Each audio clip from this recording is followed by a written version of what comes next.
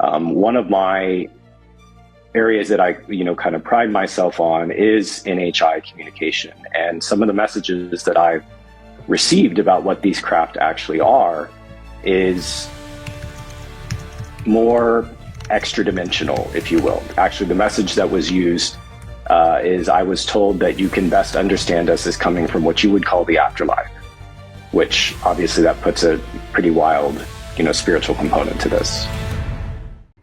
Hey, what's up guys? Welcome back to a brand new video on the goddamn internet.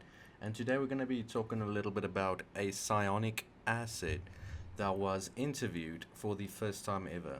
Guys, we got an interview with a psionic acid, and he's part of the Skywatcher crew, which is Jake Barber, okay? The local barber, the one we love with the large eyes, guys. So we're going to be checking this out. We're going to be checking out a few angles as we always do. The best parts are at the end. And like, comment, share, that helps the absolute most. And without further ado, get your snacks, get your popcorn, because we're going to be having another banger today. Okay, so get ready. So James, welcome to the show. I know that you're a member of Skywatcher. I'd like to ask a question regarding, I guess, your very earliest years. You said on X that you learned you were psychic very early on in your life. Could you go into how that played out? Yeah, absolutely. So actually, my earliest memory as a kid is of a psychic experience. I was 4 years old. I was sitting on a kitchen countertop and I fell off at just the right angle and I hit my head, broke my arm, and then I separated from my body. I can still to this day remember, basically floating above my physical form, which is on the ground crying, and just thinking, this is an odd experience. And my life going forward from there was kind of a series of, similar, strange, anomalous occurrences. And as a child, I grew up in Texas, typical kind of Protestant upbringing, and I learned that, these are not subjects that everyone necessarily wants to hear about. Things like, having premonitions of my grandfather dying before he actually did, or, there was a large wooded area behind our house where I spent a ton of time as a kid, and I would, see things out there, various spirits, land spirits, whatever you'd like to call them. And so I just, kind of internalized this as a kid. Now, on the flip side of that, I actually grew up with the UFO topic being very front and center in my life. My grandfather was an Air Force intelligence officer at Roswell. He was first sent there on TDY in 1947 from Carswell Air Force Base. He's serving under General Ramey. So the lines kind of add up there. And then my mom was actually born in Roswell in 1950. So the UFO topic has always been, perfectly acceptable in my family. And as kids typically do, you gravitate towards the other side of that. So I was always much more interested in kind of those, mystical, spiritual experiences. And mind you, this was, early 90s growing up. There wasn't the internet. I didn't have really much of a way to learn from others as to what this was. The only real resource you had back then was Barnes & Noble's New Age section, which wasn't all that complete, let's say. So just kind of had to stumble through these things and, go off to college. And in 2003, I had my first major contact experience. I was up in Middlebury, Vermont, and there was an event where I had 3 hours of missing time, and I also was physically moved about a mile from my last conscious memory. And so to this day, that's something I'm still kind of processing. But the way it presented itself, I didn't actually immediately associate that with the UFO phenomenon. I did see entities before my conscious memory, kind of went away. But I wasn't sure what to make of it. And it wasn't until many years later, as an adult, I had a boss of mine. I told him about this experience, and he recommended Valet's Passport to Magonia. And that was the first time that I began to really understand the weirdness of all of this and kind of the interrelation between those two. Imagine yourself just going about your day, right? And you just go, oopsie daisies, and then you just fall on your head and you get fucking removed from your body. The fuck must that be like, right? I find all these near-death experiences, O O N D E's, it's called, yeah. Um, Really fascinating. I've always done, even though I'm not a big religious person, I still think all this stuff's fascinating, wherever it may lead, right?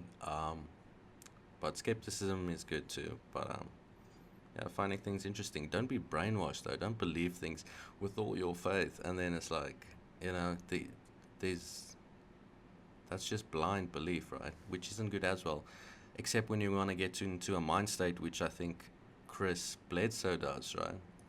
But then again, tales of the afterlife are so old. It's literally like people in the Homo naledi cave, even the earliest form of human discovered, I think, they had rituals when someone died. They put them in the devil's chamber or some shit. It's like really far and hard to get to, but that was their way of respecting the dead and stuff like that. So yeah, as humans, we've always been into some odd shit. So maybe it's part of our DNA or something. I don't know.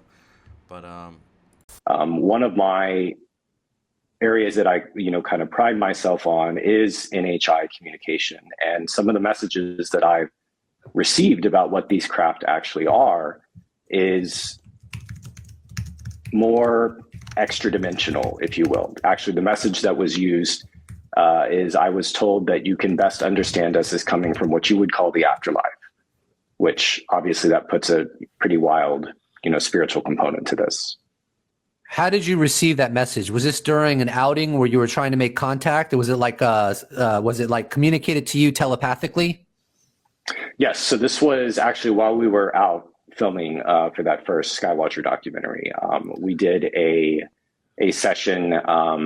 It was about a 2-hour session. It was a pretty long one where trying to understand these craft more directly. And actually, Dr. Gary Nolan was curious how this all worked and volunteered to kind of lead the questioning piece of, what information I could get. And that was actually there was a few interesting bits that came out of that conversation.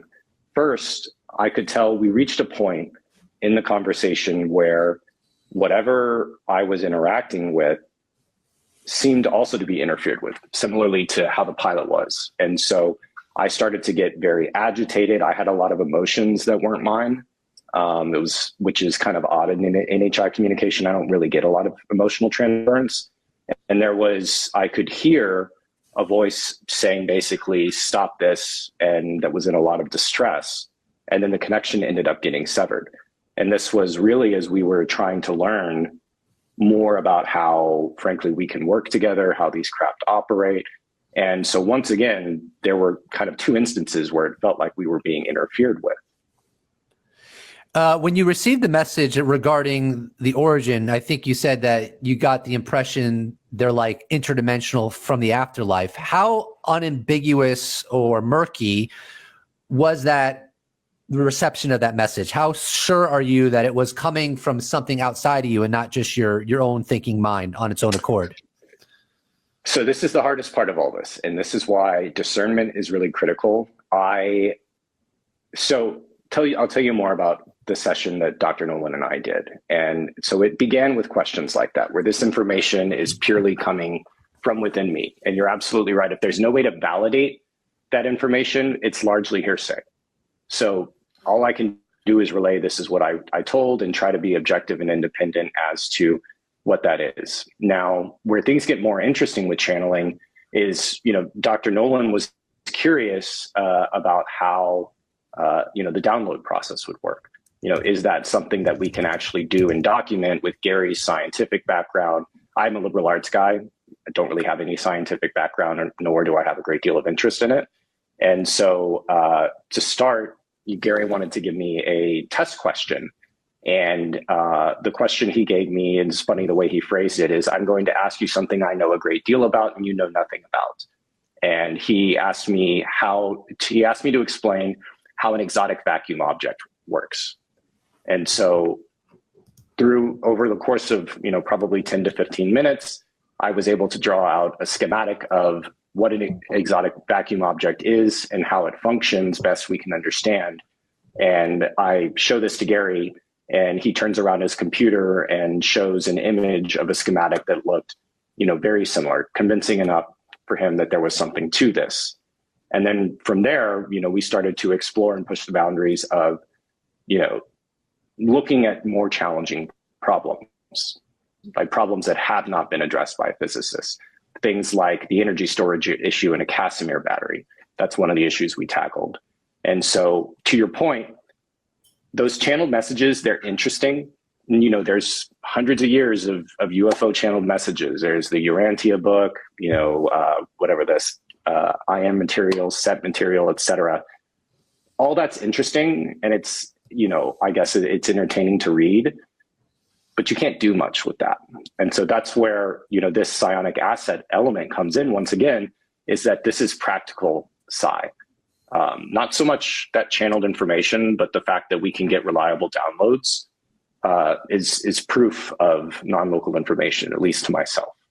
It's always been a fascinating thought, like us being able to interact with the real life console. Like, on a video game, you open the console, there's commands, cheat codes going there, svcheats_01, all this and that. But imagine like interacting with our simulations code or console. Imagine a motherfucking no clip in real life. I don't know, I love this kind of stuff, and it feels like we're getting closer and closer to lifting the veil and being able to see some deeper inner workings, shifting our whole view on reality, right?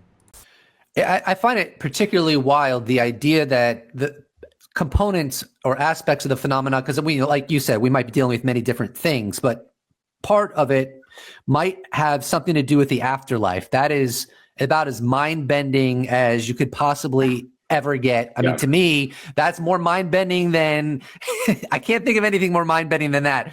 If that's true, how is the world going to digest that? I have no idea. I really don't know. And when we talked about Enya and the Explorers Club, I also have a startup background, and we joke about, when you're building a startup, you're kind of assembling the airplane while it's in flight.